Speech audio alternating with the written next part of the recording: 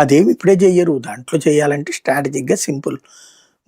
నిదానంగా ఇప్పుడేదో మొన్న జరిగినటువంటి స్వర్ణోత్సవ శిబిరాలు ఇయి ఉన్నాయి గదా! హ్మ్. స్వర్ణోత్సవ హ్మ్. బిళ్ళ ఇవన్నీ గూడా. అవును. అట్లాంటియేయన్నేసి కొన్ని నోట్లు ముద్రించి చాలా మందిలోకి తెస్తది. అట్లా తీసుకొస్తూ నిదానంగా గాంధీ బొమ్మ లేకుండా తీయొచ్చు.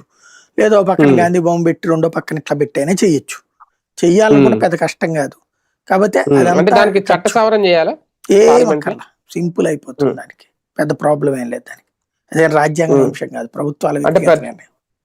అంటే ప్రతిపక్షాలు వ్యతిరేకించడం, ఓటింగ్ విధానం ఇలా ఏమి ఉండదా? దానికేం సంబంధం లేదు. వాడెవడు అంటే వ్యతిరేకించడానికి. నోటు చలామణి అవుద్దా లేదా అంతవరకే.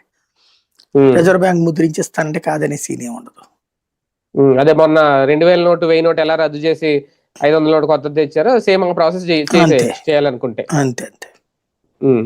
కానీ ఒకటి ఇదంతా మోడీ ప్రభుత్వానికో లేదంటే బీజేపీకో వ్యతిరేకత వచ్చే అంశాలు గాదా? అదేం పరిగణలో తీసుకోవట్లేదా? ఖచ్చితంగా వస్తది వ్యతిరేకత. ఎందుకంటే ఉపాధి హామీ పేరుతో కొంతమంది బతికేస్తున్నారిప్పుడు. ఇప్పుడు బతికే అవకాశాలు